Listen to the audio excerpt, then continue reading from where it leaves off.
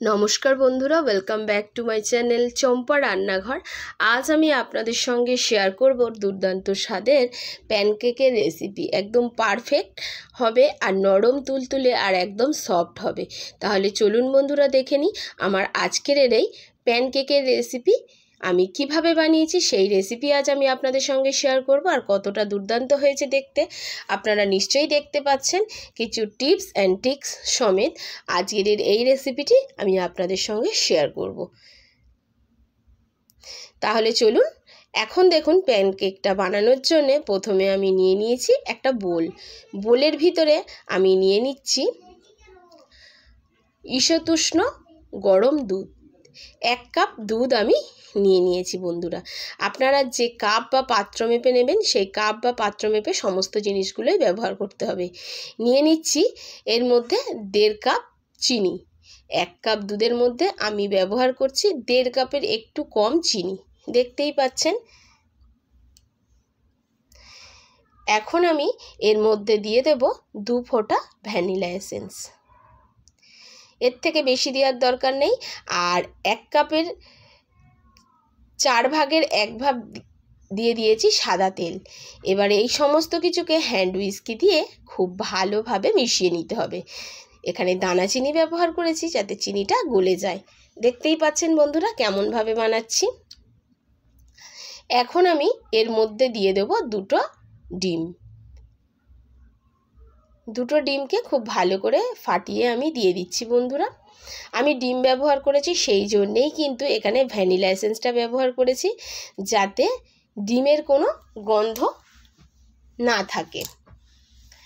এবারে এটাকেও খুব ভালো করে হ্যান্ড হুইস্কির সাহায্যে ফেটিয়ে নিতে হবে। এখন ব্যবহার করব ময়দাটা। দেখুন চিনিটাও খুব ভালো করে গলে গেছে আর কতটা ফেনা হয়ে গেছে। ডিমটাকে খুব ভালো করে এই রকমভাবে ফেটিয়ে নিতে হবে। এখন দেখুন যে কাপ মেপে চিনি নিয়েছি, দুধ নিয়েছি, সেই কাপ মেপেই আমি আবার ময়দা ব্যবহার করলাম। প্রথমে 1 কাপ দিলাম, তারপরে আবারও 1 কাপ দিলাম, 2 কাপ দিলাম। আর এটাকে একটু স্ট্রেনারের সাহায্যে চেলে ব্যবহার করব, যদি কোনো নোংরা থাকে বেরিয়ে যাবে। এবারে এটাকে খুব ভালো করে আবারও হ্যান্ড হুইস্কির সাহায্যে আমি মিশিয়ে নেব। একসাথে সমস্ত ময়দাগুলো দিতে যাবেন না বন্ধুরা, তাহলে কিন্তু একদম দলা বেঁধে যাবে আর একদমই ভালো আপনার ব্যাটারটা তৈরি হবে না। দেখতেই পাচ্ছেন খুব ভালো করে এটাকে ফেটিয়ে নিয়েছি। ফেটানো আমার রেডি হয়ে গেছে। আবারও দেখতে পাচ্ছি একটু পাতলা আছে, তার জন্য 1/2 কাপ আবারও ময়দা আমি ইউজ করলাম। এবারে ফাইনালি খুব ভালোভাবে এটাকে ফেটিয়ে নিতে হবে।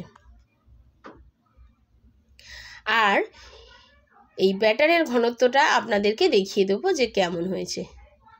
দেখতেই পেলেন বন্ধুরা, দেখুন ব্যাটারের ঘনত্বটা আপনারা নিশ্চয়ই বুঝতে পাচ্ছেন কতটা সুন্দর ফেটানো হয়েছে। এই দেখুন ব্যাটারের ঘনত্বটা, ঠিক এই রকম ঘনত্বের একটা ব্যাটার তৈরি করে নিতে হবে।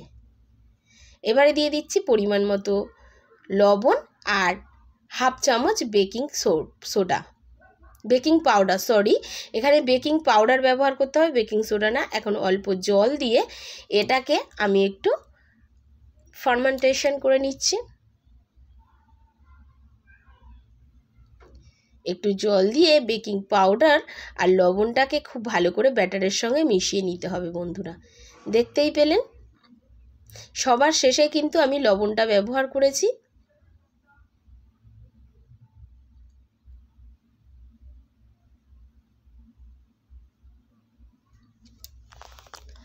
সবার শেষে এটার মধ্যে আমি দিয়ে দেব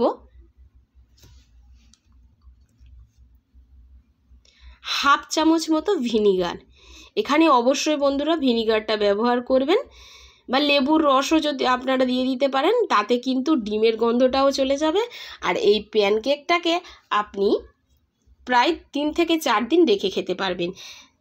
ততক্ষণ কিন্তু সফট থাকবে, নরম থাকবে। তবে 3 থেকে 4 দিন কিন্তু একটু ফ্রিজে রেখে খেতে হবে, যেহেতু এখন প্রচণ্ড গরম পড়েছে সেই জন্যে। এবার খুব ভালো করে আমি ভিনিগারটাকে মিশিয়ে দিয়েছি। একটা প্যান বসিয়ে নিয়েছি, 1 থেকে 2 ফোঁটা তেল আমি প্যানের মধ্যে দিয়ে খুব ভালো করে প্যানের গাটাকে আমি ব্রাশ করে দিচ্ছি। দেখতেই পাচ্ছেন খুব বেশি কিন্তু আমি তেল ইউজ করিনি, সাদা তেল 1 থেকে 2 ফোঁটা আমি ব্যবহার করেছি। আর খুব ভালো করে প্যানের সারা গায়ে লাগিয়ে নিয়েছি। এখন একটা হাতা নিয়েছি আর দেখুন ব্যাটারের ঘনত্বটা আমি আপনাদেরকে দেখিয়ে দিচ্ছি। এবারে এই ব্যাটারটাকে নিয়ে প্যানটা যখন বেশ ভালোভাবে গরম হয়ে যাবে তখন কিন্তু প্যানের মধ্যে দিয়ে দিতে হবে।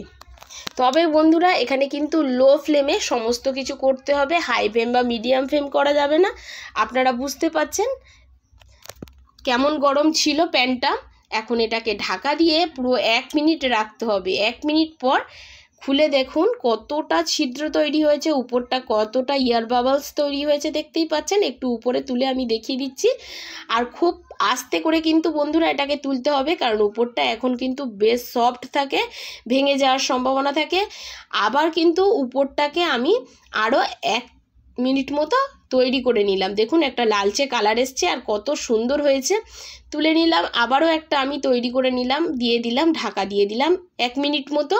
1 মিনিট পর খুলে দেখাবো বন্ধুরা কতটা এয়ার বাবলস তৈরি হয়েছে দেখতেই পাচ্ছেন। এখন খুব হালকা করে এটাকে উল্টে দিলাম, তলার কালারটা দেখুন একদম অসাধারণ হয়েছে।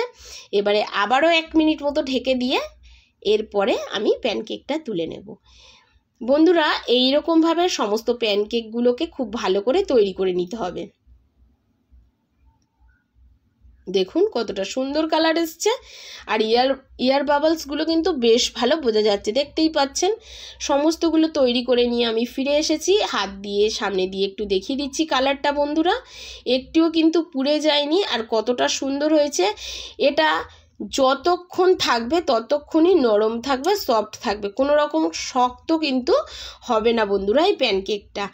আশা করি আমার আজকের এই প্যানকেকের রেসিপি আপনাদের ভালো লেগেছে। তো হ্যাঁ, বলতে ভুলে গেছি, যদি ভালো লাগে অবশ্যই লাইক করবেন, শেয়ার করবেন আর কমেন্ট করবেন।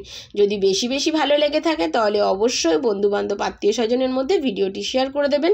প্লিজ বন্ধুরা আপনাদের সাপোর্ট আমার খুবই প্রয়োজন আছে। আর দেখুন একটা প্যানকেক আমি কেটে দেখিয়ে দিচ্ছি, ভিতরটা কতটা জালিদার হয়েছে দেখুন, দেখতেই পাচ্ছেন। আশা করি বুঝতে পেরেছেন যে কতটা সফট আর জালিদার হয়েছে। আজ এই পর্যন্ত বন্ধুরা, আবারও দেখা হয়ে যাবে অন্য কোনো নতুন ভিডিওর সঙ্গে। নমস্কার, সুস্থ থাকবেন আর ভালো থাকবেন আর প্লিজ আমাকে সাপোর্ট করবেন আর পাশে থাকবেন।